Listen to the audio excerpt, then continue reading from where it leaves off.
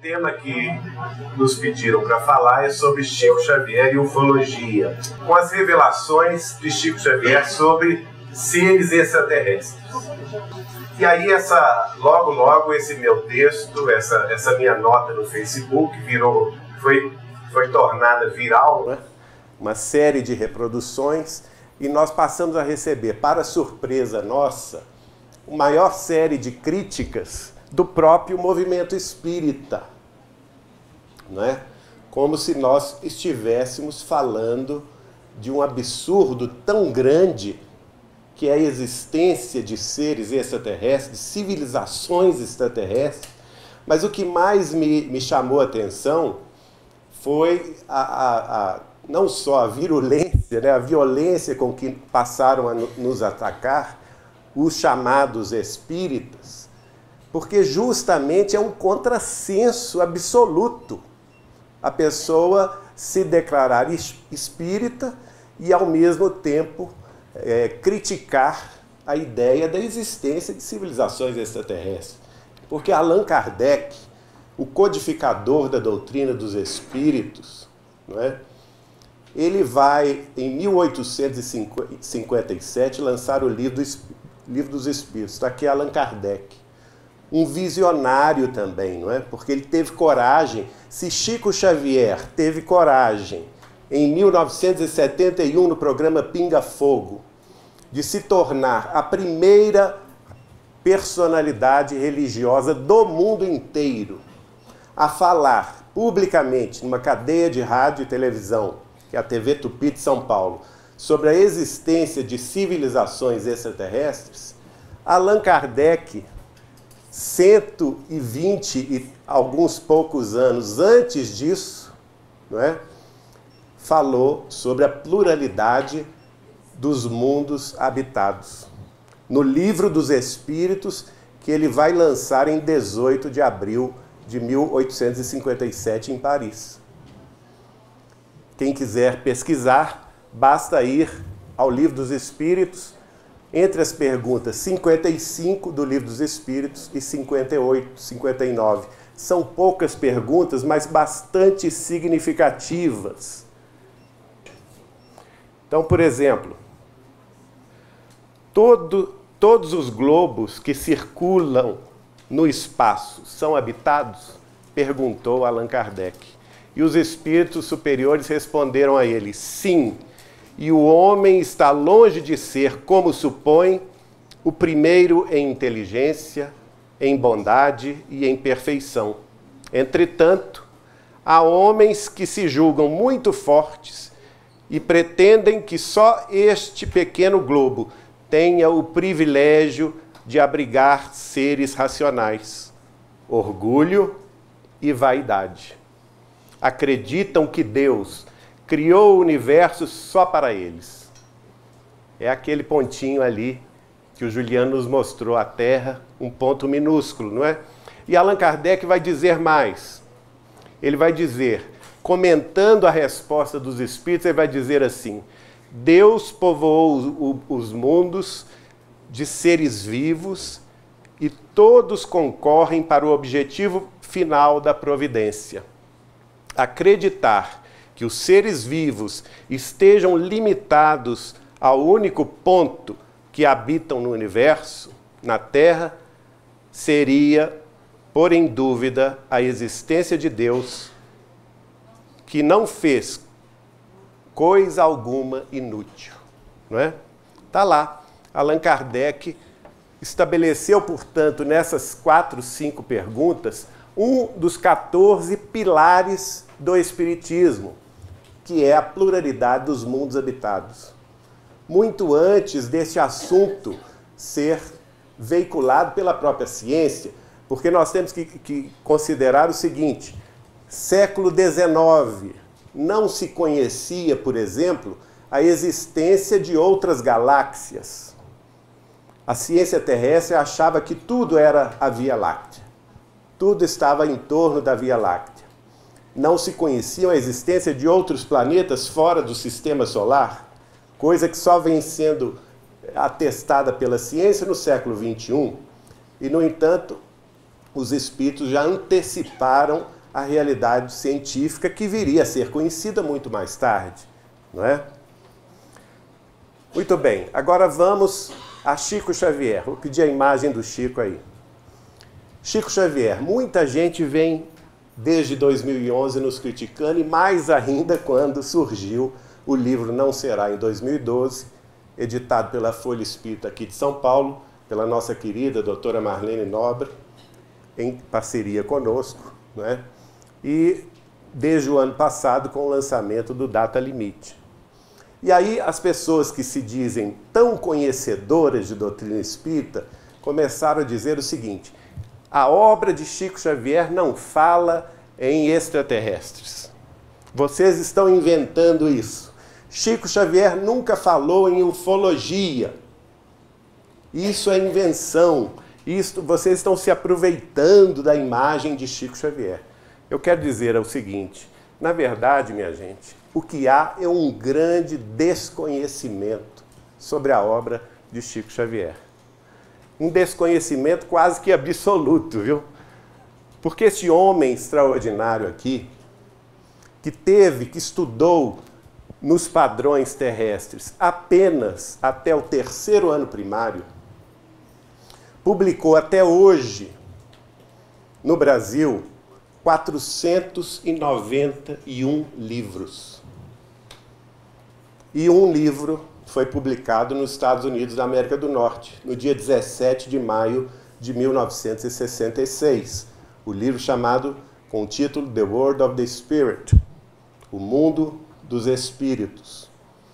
Publicado em inglês, recebido por ele em inglês, juntamente com o médium Valdo Vieira. E aqui no Brasil, 491 livros. Eu vi que a grande parte aqui, quando o Juliano perguntou se tinha espírita, a grande parte levantou a mão, não é? Vocês espíritas, não vou nem entrar na questão dos outros que não são espíritas. Vocês já leram os 491 livros de Chico Xavier? Ninguém levantou a mão? Nem eu levanto. Nem eu li, eu que sou pesquisador, que fui amigo, né, que conheço sobre a vida e a obra de Chico Xavier, não levanto a mão. Porque, de fato, é impossível conhecer a obra desse homem. Nós vamos precisar de muitas vidas, muitas reencarnações, para compreender a extensão do trabalho que este homem realizou na Terra. 492 livros publicados até hoje. Porque até hoje a editora Vinha de Luz tem publicado livros, a Federação Espírita Brasileira, a editora GEM, aqui de São Bernardo do Campo, outras editoras, material inédito de Chico Xavier que está ainda sendo editado e publicado. Não é? Agora, o que é mais espantoso é o seguinte: qual livro desses 492 livros que Chico Xavier publicou até hoje, a maior obra em língua portuguesa da história, qual desses livros ele primeiro falou em outras civilizações? Alguém sabe? Ninguém? Não. Ó, nossa irmã falou em Nosso Lar. Nosso Lar saiu em 1944. Chico Xavier começou a psicografar em 1927, 8 de julho. O primeiro livro ele publicou em 1932, dia 2 de junho de 32, Parnaso de Além Túmulo.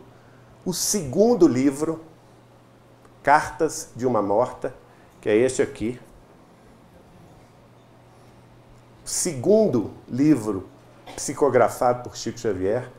Talvez que tenha sido o primeiro pelo seguinte: essas mensagens foram ditadas, escritas psicograficamente pelo Chico, pelo espírito de sua mãe, Maria de São João de Deus.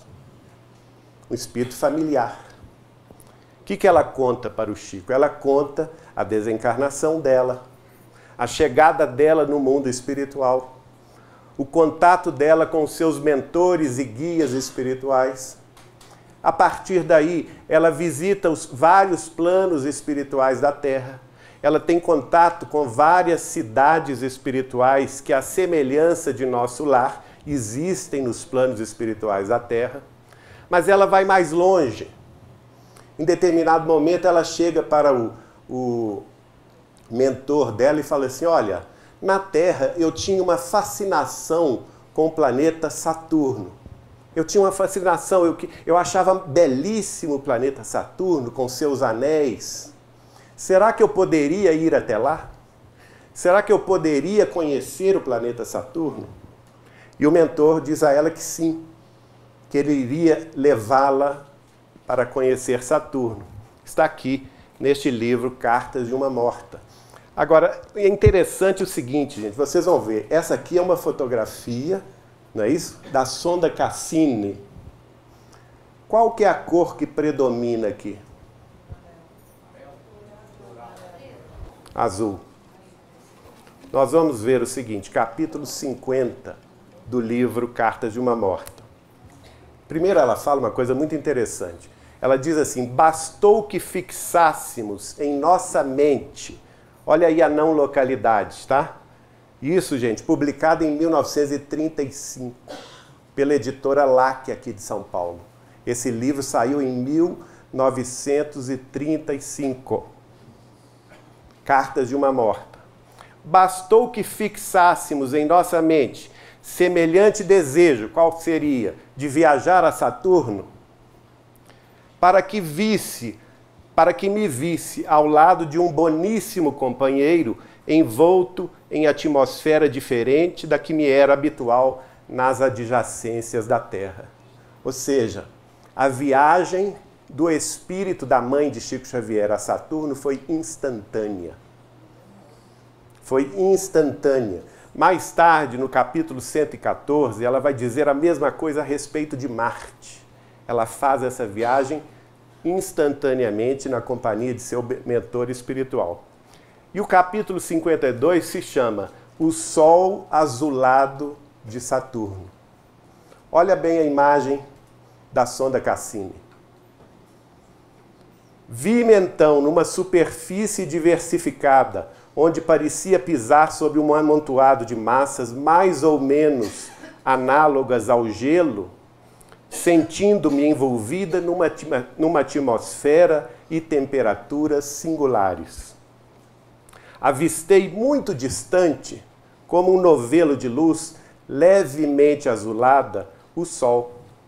Todavia, só pude saber que se tratava desse astro porque me disse o esclarecido mentor e devotado guia, tal era a diferença que eu constatava. A luz se espalhava por todas as coisas, mas o seu calor era menor, dando-me a impressão de frescura e amenidade, arrancando do cenário majestoso que eu presenciava tonalidades de um rosa pálido e de um azul indefinível. Aí ela vai relatar as cidades dos habitantes de Saturno. E o interessante, ela fala das vegetações, né, que não eram verdes, que não tinham a clorofila, eram de uma cor azulada. E no capítulo 53, ela chama de monstros feios e graciosos.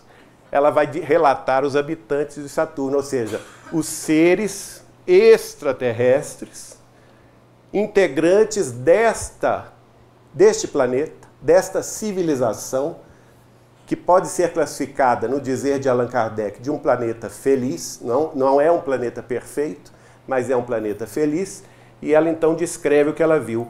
Contemplando o espaço, 1935, hein, gente? Muito acima de nós, vi grandes massas multicores que tomei por variegadas nuvens. E ao mesmo tempo notei que seres estranhos evolucionavam nos ares em gráceis movimentos, apesar de me parecerem bizarros. Nada tinham de comum com os tipos da humanidade terrestre, afigurando-se-me extraordinariamente feios com a sua organização animalesca, mas com suas membranas à guisa de asas, tão estranhas para mim, as quais lhes facultavam o poder de volitar à vontade. Claro, né, gente? Ela está se estranhando de ver uma civilização de seres diferentes. Não seres humanos típicos da Terra, mas seres diferentes. Exatamente, seres mais evoluídos, não é? De uma civilização mais avançada. Ela vai dizer que o Sol aqui representa novos aspectos, porquanto sua luz, em combinação com os elementos atmosféricos, caracteriza-se por composições que desconhecemos. E essa claridade eterna e suave, que nos provoca admiração, é conservada em suas vibrações pelos numerosos satélites. Nós sabemos que Saturno tem mais de 60 satélites, né? 60 luas, que a refletem, refletindo a luz solar, multiplicando os raios luminosos e caloríficos. Agora, sobre essa humanidade, sobre essa civilização, ela vai dizer, o mentor pergunta a ela, espanta-te a contemplação dos seres que a povoam? É que te achas fora dos ambientes rotineiros, faltando-te analogia para saberes comparar as coisas. Essas criaturas que te parecem animais egressos das plagas terrestres, onde os zoófitos encontram seus elementos de vida, são altamente dotadas de sabedoria, sensibilidade e inteligência. Seus sentidos e percepções são muito superiores àqueles com que foram aquinhoados os homens terrestres. E a preocupação máxima de sua existência é a intensificação do poder intelectual. Souberam dominar todos os elementos da natureza e aplicar sabiamente as suas leis. Com suas adaptações e continuados estudos, fizeram deste mundo uma das regiões privilegiadas do universo, onde as almas desejosas de perfeição e beleza estacionam, preparando-se para um glorioso porvir. Não vivem como na terra, uma existência saturada de vícios e de maus costumes, nem se nutrem sacrificando vidas, mas, conforme a natureza, aproveitando-se daquilo que ela nos proporciona espontânea e naturalmente, alimentando-se com frugalidade. Seus problemas comezinhos foram simplificados ao extremo, pois desconhecendo a ambição que na terra avassala os corações, criaram uma organização política, segundo a sua evolução espiritual, regulando com absoluta equidade todas as questões econômicas, o que lhes outorga invejável situação de equilíbrio indene da ação nefasta de guerras. Bom, nós não vamos aqui tratar de descrições várias. Nós trouxemos uma descrição. O espírito da mãe de Chico Xavier falando sobre o que ela viu no planeta Saturno. No capítulo seguinte, ela vai descobrir o seguinte. Ela vai descobrir que os habitantes, as crianças de Saturno, quando atingem 6 meses de idade encarnada nesse plano, elas têm o poder mental de se comunicarem com todos os seres vivos do sistema solar. Na mediunidade, a sua máxima potência. As crianças desta civilização são Chico Xavieres, aos 6 meses de idade. Então daí a gente pode imaginar que mundo será esse, não é? Muito superior à nossa terrinha, coitada. Ela fica de fato, viu, Juliano? Um pontinho diminuto diante da grandeza desse mundo. E há mais um detalhe. Os espíritos nos dizem que Saturno não é o planeta mais evoluído do sistema solar, que o planeta mais evoluído é Júpiter. Lá, Allan Kardec vai tratar disso na Revista Espírita, em várias colocações, em vários anos, não é? Mostrando para nós que, por informação espiritual, o planeta perfeito do sistema solar é o planeta Júpiter, de uma civilização muito mais avançada, que a nossa imaginação não tem nem capacidade de compreender. Então nós estamos falando do segundo. E Chico Xavier nos dizia, nas conversas particulares, que depois de Saturno, mais avançado era Urano, depois Netuno, e que infelizmente a Terra era dos últimos, na escala dos mundos, no sistema solar. A Terra só era melhor em matéria de organização da vida do que 2 planetas, que eram considerados prisões espirituais. O planeta de Mercúrio e o planeta Plutão. Segundo Chico Xavier, planetas prisões, penitenciárias espirituais, né? Então daí a gente vai pensar o seguinte: nós estamos falando sobre o nosso bairro, né? O nosso bairro chamado Sistema Solar. Emmanuel, em 1938, vai escrever, através de Chico Xavier, um livro chamado A Caminho da Luz. Quem conhece? Quem já leu A Caminho da Luz? Pouca gente, hein? Entre os espíritas, muito pouca gente. A Caminho da Luz é magnífico, porque Emmanuel vai nos dizer não somente acerca da evolução histórica da Terra, mas também ele vai falar sobre a formação da Terra.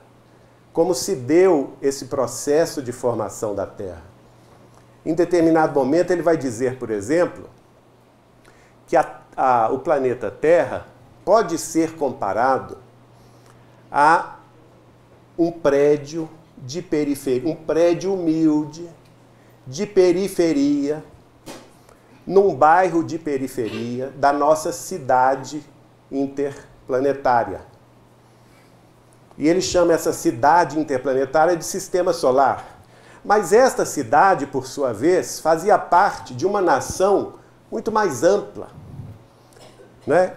Que seria a nação interestelar, que é a nossa Via Láctea, e assim sucessivamente. E que no centro dessa nação, no centro da nossa Via Láctea, nós iríamos encontrar palácios magnificentes, prédios suntuosos, onde a luz, o amor e a sabedoria atingiam o máximo da nossa capacidade de compreensão. Mas que nós, no nosso sistema solar, permanecíamos na periferia, no nosso prédiozinho, e a nossa Terra era o 3º andar desse prédio. Não é só para efeito de comparação. Em 1938 ele vai escrever isto.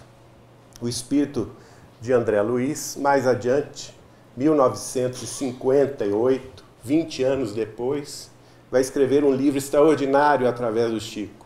O livro chama-se Evolução em 2 Mundos, onde ele vai explicar com mais detalhes, com mais informações, a questão da formação da Terra, não é?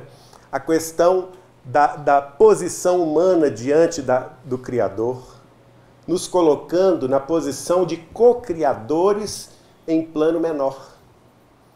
Mas que existiam também aqueles outros seres muito mais avançados do que nós, que ele chama de arquitetos celestes, que seriam co-criadores em plano maior. E dá exemplo de um deles, Jesus Cristo, né?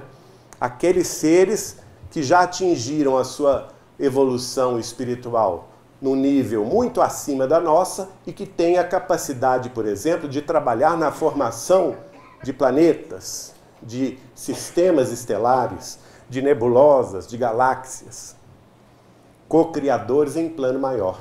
Nós, seres humanos, continuamos na posição de co-criadores em plano menor, porque somos co-criadores em medida relativa, não é? Quando um homem e uma mulher formam uma família e têm um filho, por exemplo, nós estamos sendo co-criadores em plano menor, formando corpos transitórios. Porque todos os co-criadores têm a atividade transitória.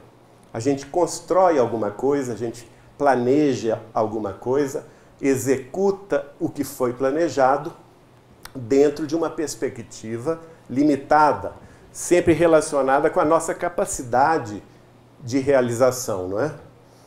O engenheiro, por exemplo, ele pode projetar uma construção, não é? Imaginar com seus conhecimentos como fazer uma ponte, como construir um prédio, construir uma estrada, um porto, dentro dos seus conhecimentos. Isso vai passar por uma etapa de planejamento, de pesquisa, e depois vai passar à prática, usando a mão de obra, usando os recursos disponíveis. E assim sucessivamente, em graus diversos, aqueles seres co-criadores em plano maior vão também fazer o mesmo, só que em relação à constituição de planetas, constituição de luas, constituição de sistemas estelares inteiros e assim sucessivamente. Então é bastante interessante a gente verificar isso. A obra de Chico Xavier vai nos fornecer uma série de informações muito relevantes em torno da nossa pequenez diante do universo, mostrando que há muito além do que eles podem, inclusive, nos dizer, mas que para isso a gente precisa elevar o nosso pensamento, elevar o nosso padrão vibratório para que a gente possa ter conhecimento e buscar além do comezinho, além do terra a terra, além da nossa mediocridade, não é? Isso é muito importante. O mundo está em transformação, sim. A transição planetária é uma realidade. Todos nós sentimos isso. A questão do tempo, por exemplo, nós vamos dizer, Allan Kardec, no livro A Gênese, no capítulo 18, Sinal dos Tempos, ele mesmo chega à conclusão, pela informação dos espíritos superiores, que a transição planetária do mundo de expiações e de provas para o mundo de regeneração havia começado 100 anos antes da codificação espírita, portanto em 1757. O que vem logo a seguir de 1757? Alguém se lembra? Revolução Francesa. E depois, 1776, o que vem? 4 de julho, vou dar uma dica. A independência dos Estados Unidos da América do Norte, que influenciou o quê? Os movimentos libertários da América Latina inteira, inclusive do Brasil, que se libertou de Portugal em 7 de setembro de 1822. E por aí, toda a transformação socioeconômica, política, social, científica que ocorreu desde a Revolução Industrial, né? A chegada das ciências psicológicas na segunda metade do século XIX, paralelamente ao surgimento do Espiritismo com Allan Kardec, não é? O trabalho de Freud, antes dele, trabalhadores ali do Hospício de Paris, não é?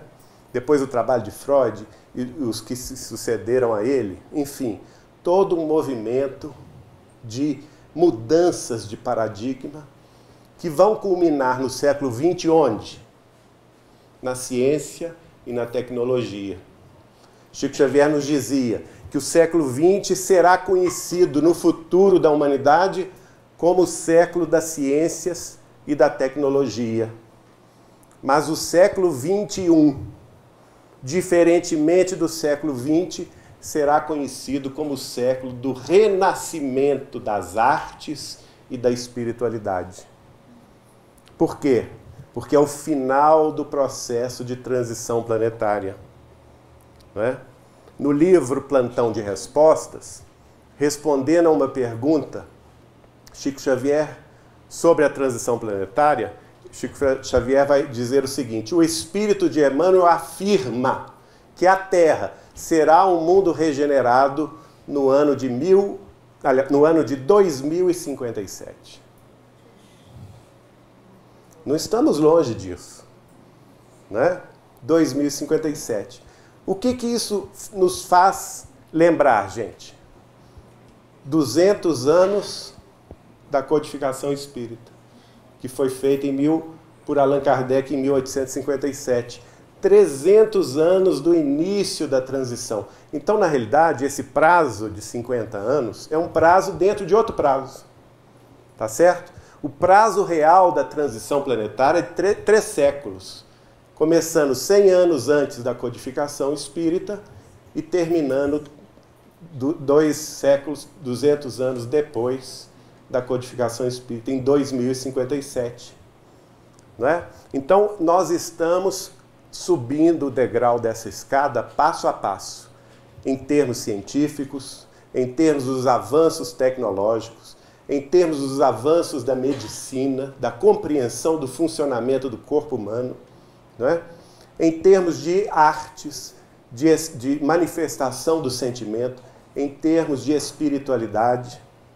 Tudo isso é um degrau que se soma ao outro no caminho da regeneração planetária. Muita gente fala assim, mas Chico Xavier nunca falou do fim do mundo. E eu respondo, e nem nós. O Data Limite não está falando de fim do mundo, nunca falou. O livro Não Será em 2012 nunca falou em fim do mundo. Não existe o fim do mundo, né? O que existe é um fim de um período.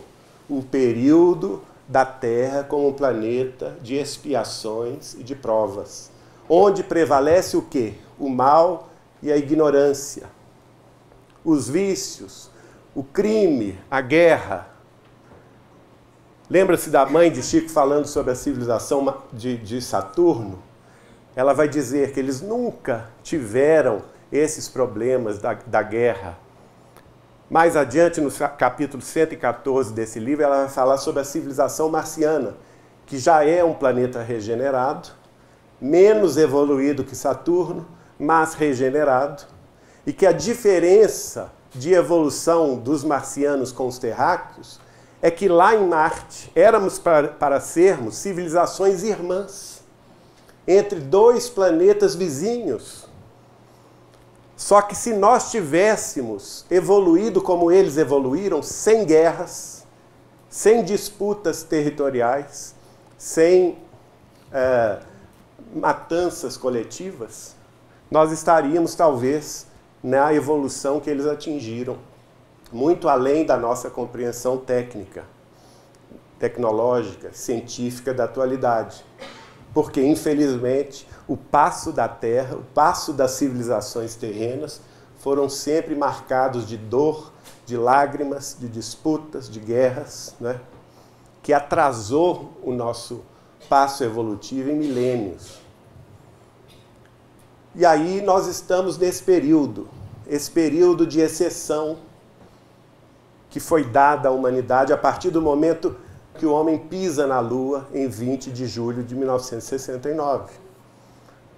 Por que este momento? Porque a partir do momento que nós saímos do solo terrestre, pisando outro corpo celeste, que é a nossa Lua, não é? Nós estamos saindo definitivamente da posição limitada da Terra e levando o risco da nossa civilização lá para fora. Essas armas nucleares todas que nós temos, 10 mil e não sei quantas, ogivas, com os projetos que existem, se já não puseram em prática, de transformar, por exemplo, o nosso espaço em zona vigiada nuclear, né? Que poderia afetar muito, não só a nossa civilização, como lembrou o Juliano, de destruir a Terra 80 vezes, mas afetar o próprio equilíbrio do sistema solar, né? Afetar a Lua, afetar as civilizações vizinhas. E por isso mesmo, os cristos desses planetas se preocuparam com o avanço tecnológico militarista, nuclearizado, não é? das nações mais poderosas da Terra e puseram um limite a este avanço. É isso que diz respeito o prazo de 50 anos. Nós vamos vigiar durante esse período, até 2019, o avanço tecnológico, social da Terra, para que ela não faça a bobagem de cair numa terceira grande guerra mundial. Não é? E eu, conversando com o Chico em 1986, com o olho arregalado, ouvindo dele essas informações, né? Fiz o papel do advogado do diabo. E aí, Chico? E se a humanidade entrar na guerra? Como é que fica? E ele me responde, bom, neste caso, o homem vai começar a guerra, mas quem vai pôr um fim nesta guerra nuclear será a própria Terra, exausta dos desmandos terrenos, e vai rasgar as suas entranhas, pondo fim à era do militarismo humano. A própria Terra, não é? E neste caso, aí sim, nós podemos esperar grandes sofrimentos. Sofrimentos coletivos que serão impostos à Terra, não por uma punição divina. O Chico explicou isso muito bem para nós. Ele nos dizia o seguinte, ele dizia que, neste caso, o Instituto da Misericórdia Divina, que está presidindo até hoje o desenvolvimento terrestre, adiando os nossos resgates coletivos, daria lugar ao Instituto da Justiça Divina. E aí, os milhares de anos de guerras, de conflitos, de derramamento de sangue coletivo entre as diversas nações, entre os diversos países que se formaram e já inclusive, não existem mais. Nos pelo menos 5.000 anos de história, seriam chamados às contas. E nós teríamos que responder pelo mal que fizemos nesses séculos de lutas inglórias. Não queremos apavorar ninguém. Ao contrário, a Terra hoje está muito mais próxima da visão otimista do que estava em 1986, quando nós conversamos com Chico Xavier, né? Hoje eu sou muito mais otimista de que vamos vencer esse prazo sem guerra, porque estamos apenas há 4 anos e meio, até menos do que isso, né? 4 anos e alguns poucos meses para atingirmos esse final de período, de subperíodo de 50 anos, e a partir daí, como dizia o Chico, nenhum de nós pode prever os avanços que nós teremos a partir de julho de 2019. Com a civilização terrena avançando no campo da ciência, da filosofia, da religião, da espiritualidade, das artes, da medicina. Chico me disse assim, olha, Geraldinho, a televisão, a ciência televisiva, né, a pesquisa científica em torno da televisão vai desenvolver-se a tal ponto que em meados do século XXI, portanto, 2050, sem querer, a humanidade terrestre vai sintonizar com o plano espiritual, com os diversos planos espirituais da Terra, e poder se comunicar livremente com aqueles que residem fora do corpo físico, nas cercanias da Terra. E ele ainda brincou, nessa ocasião os médios vão ficar todos desempregados. Né? Vão perder o emprego, porque cada um de nós terá condição de levar essa máquina ou ter uma máquina dessas em casa e se comunicar com seus parentes que foram para a vida espiritual mais cedo. É uma beleza, não é? Agora eu vou falar um pouco sobre as conversas de bastidor, né? Que até agora nós falamos sobre o que está escrito. Inclusive, eu sugiro a vocês também conhecerem um livro Justiça Divina, publicado em 1964 pela Federação Espírita Brasileira, de autoria do benfeitor espiritual Emmanuel, através de Chico Xavier. Esse livro foi publicado em homenagem aos 100 anos da obra kardeciana O Céu e o Inferno. E chamou-se, portanto, Justiça Divina. Há uma mensagem lá, cujo título é Ante os Mundos Superiores. E que Emmanuel vai rasgar o verbo. Né? É um tapa na cara nosso.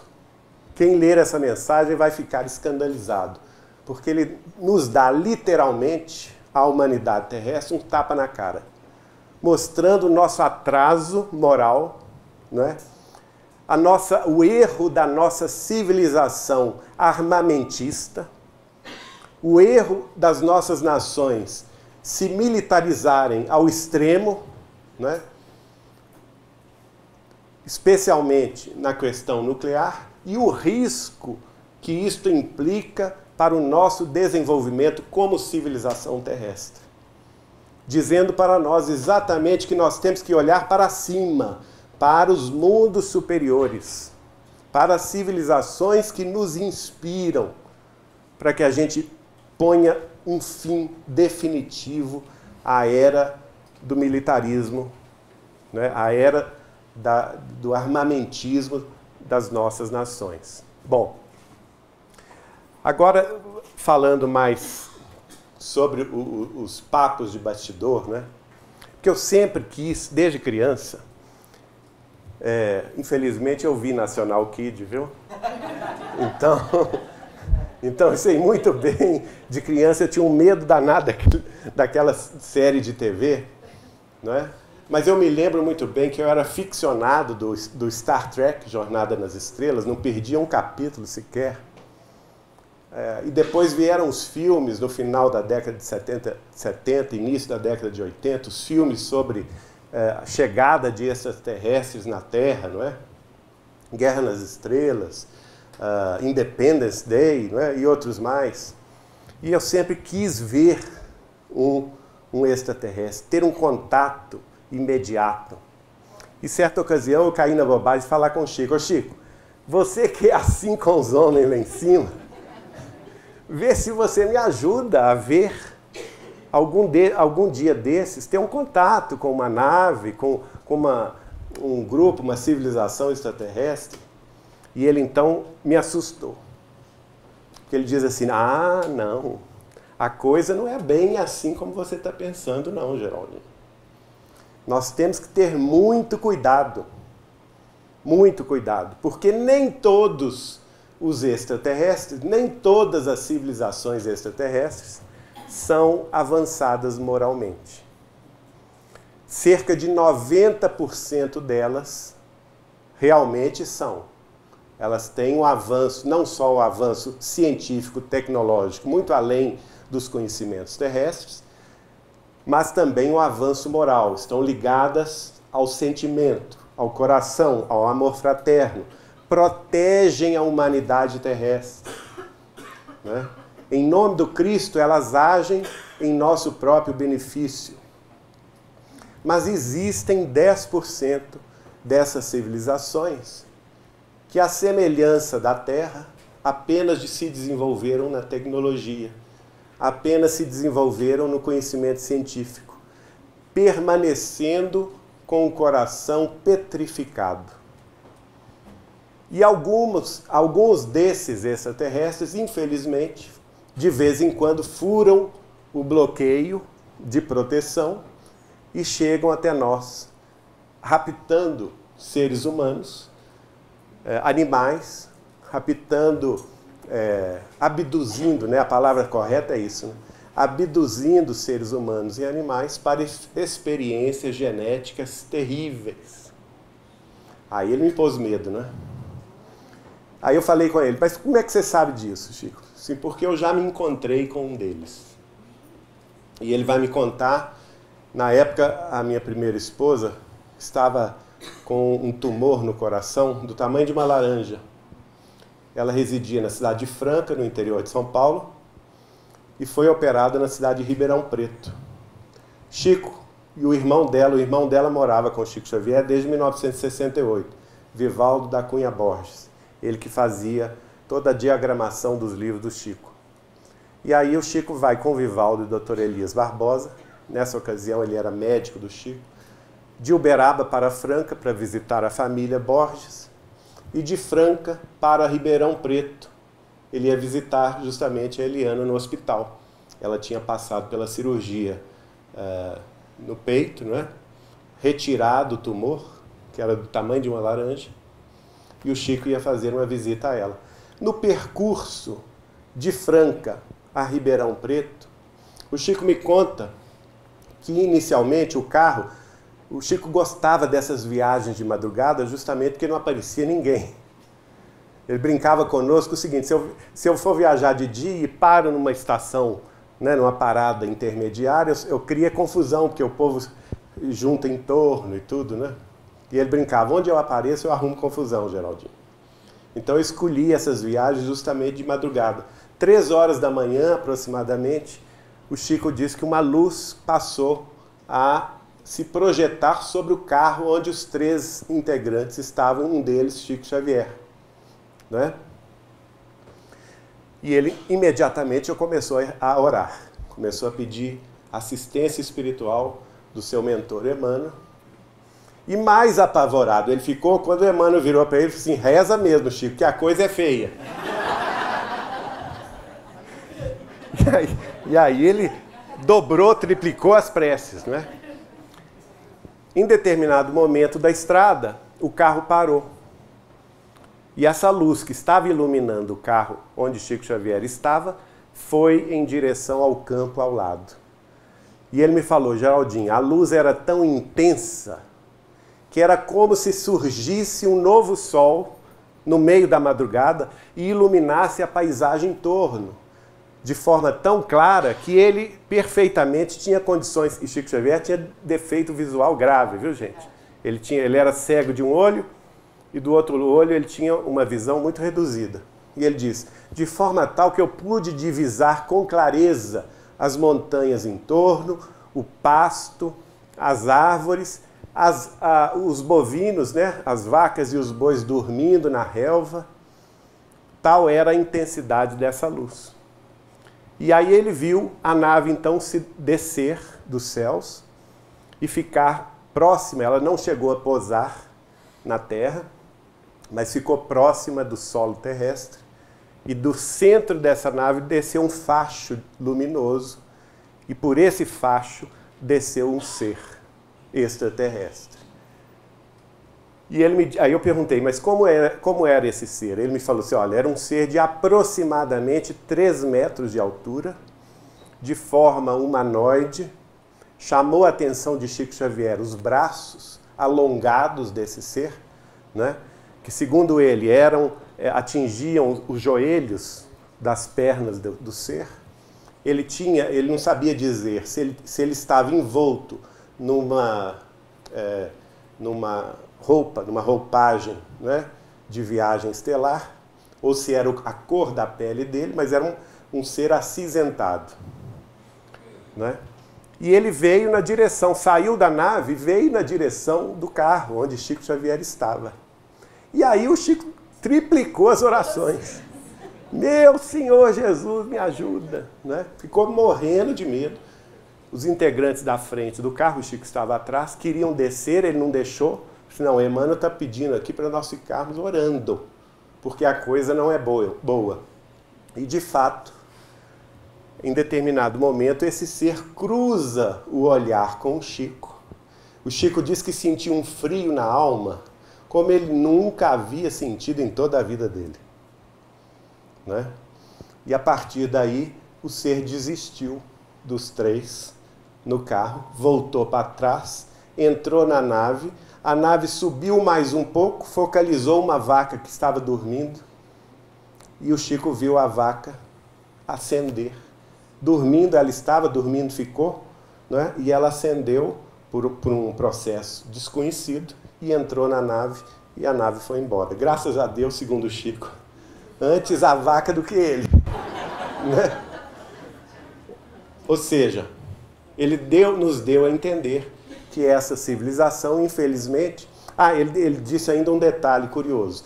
Para eles, nós, seres humanos terrestres, não somos mais do que formigas de cobaia. Eles não têm qualquer sentimento ou qualquer moral no sentido de nos impingir sofrimentos, fazer experiências. Eles fazem essas experiências sem dor na consciência, segundo o Chico, porque o coração deles é uma pedra ainda. Não é difícil da gente imaginar isso, né, gente? Basta a gente ver o noticiário terrestre. Eu até acho que nós brasileiros somos muito sortudos, no bom sentido. Porque aqui nós podemos ver muito sentimento de religiosidade, de respeito, né? Mas nós temos visto aí nos noticiários situações escabrosas que estão acontecendo em algumas nações terrestres, né? Execuções sumárias por razões menores, simplesmente por divergirem do pensamento daqueles que estão fazendo essas execuções. Então vamos ter cuidado. Aí eu perguntei ao Chico o seguinte: Chico, mas como eu vou saber se eu me encontrar no futuro com algum UFO, não é? algum OVNI, ou algum ser extraterrestre, como eu vou saber que eu estou diante de um bom ou diante desses de pior moralidade? E primeira classificação ele me deu: se você, Geraldinho, topar algum dia de sua vida com este ser de 3 metros de altura, meu filho, perna para que te quero. Corra. Não olhe para trás, corra. Porque esses geralmente são os menos evoluídos moralmente. Eles têm, as suas naves estelares têm uma coloração muito particular. E ele deu a tonalidade, ele diz, é uma tonalidade amarelo baça, alaranjado baça. Essas naves alaranjado baças são geralmente dessa civilização. Nós devemos evitá-las a todo custo, não é? Então já está dada a dica aí, publicamente, para vocês. Mas ele também teve contato com aquelas civilizações mais elevadas, que eu perguntei a ele, e os bons, Chico, como é que eles são? E ele então me descreve, são seres menores, cerca de 1 metro de altura, mais ou menos, a cabeça muito avantajada em relação ao corpo. O Chico me disse que o processo de alimentação deles não é sólido, é líquido. Eles não têm, por exemplo, o sistema do intestino que nós temos. Eles não se alimentam de sólidos, portanto, eles não têm dentes. A boca neles é apenas um risco, não é? Por onde eles ingerem o líquido alimentar. Eles não têm orelhas, sim orifícios. Narizes também não têm, senão pequenos orifícios. Mas o que mais destaca da sua organização física são os olhos amendoados, não é? Bastante grandes em relação ao tamanho da cabeça. E o Chico vai me revelar uma coisa curiosa, que enquanto nós, seres humanos, nós temos o olho capaz de identificar a vida terrestre no nosso plano, não é? Nós enxergamos as cores, nós enxergamos a vida em torno do nosso plano.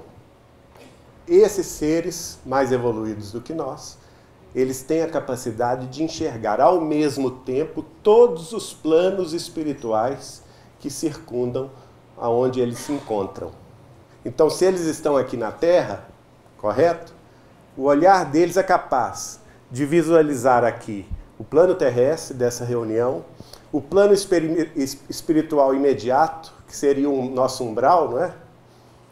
Os obsessores que estão aqui conosco, participando da tarefa, e também os planos superiores, os nossos benfeitores espirituais, que estão nos ajudando, e assim sucessivamente, até perder de vista. E o Chico ainda comenta, se nós, seres humanos, tivéssemos essa capacidade visual hoje, nós perderíamos a razão. É por isso que nós não a temos. Nós precisamos nos concentrar no plano de vida físico em que nos encontramos, porque ainda não sabemos lidar com essa diversidade de informações que eles já podem, porque superaram muitas das barreiras morais para tanto. Mais adiante, em outra conversa, Chico vai nos dizer, por exemplo, que ele foi chamado a conversar com um integrante que ele chamou de comandante geral de uma frota estelar estacionada numa das luas de Saturno. Olha que curioso. E lá ele chegou nessa nave, disse-me ele que essa nave é tão grande que ela poderia facilmente ser comparada ao tamanho da nossa Lua terrestre. E que é uma nave de defesa das fronteiras do sistema solar inteiro. Uma nave-mãe. E ela abriga outras naves menores que patrulham o sistema solar. Olha que coisa curiosa, né? Porque a gente acha, ingenuamente, que nós conhecemos tudo, quando na realidade nós não conhecemos nada. Mal e porcamente nós conhecemos sobre a vida aqui na Terra, que dirá o que existe fora da Terra. E nesse particular, eu quero chamar a atenção dos diretores, produtores, escritores dos filmes de Hollywood, que o Chico nos dizia que funcionavam muitas vezes como médiums de realidades extrafísicas e extraterrestres muito mais sérias, né? Então filmes como Guerra nas Estrelas, por exemplo, não seriam totalmente ficção, no dizer de Chico Xavier, porque existe uma minoria de civilizações tecnologicamente muito avançadas, mas que são, infelizmente, devotadas à conquista, devotadas à depredação, devotadas à pesquisa pura e simples, sem respeitar a evolução dos planetas e das situações respectivas. E ele, Chico Xavier, vai até a nave-mãe, conversa com esse comandante-geral, que lhe explica que ele trabalhava sob as ordens do Cristo, não Jesus Cristo, mas do Cristo do sistema solar inteiro, que estaria acima de Jesus na hierarquia dos seres. Então, aí a gente já deu uma pincelada sobre esse assunto, que é um assunto mais vasto do que a gente possa imaginar, não é?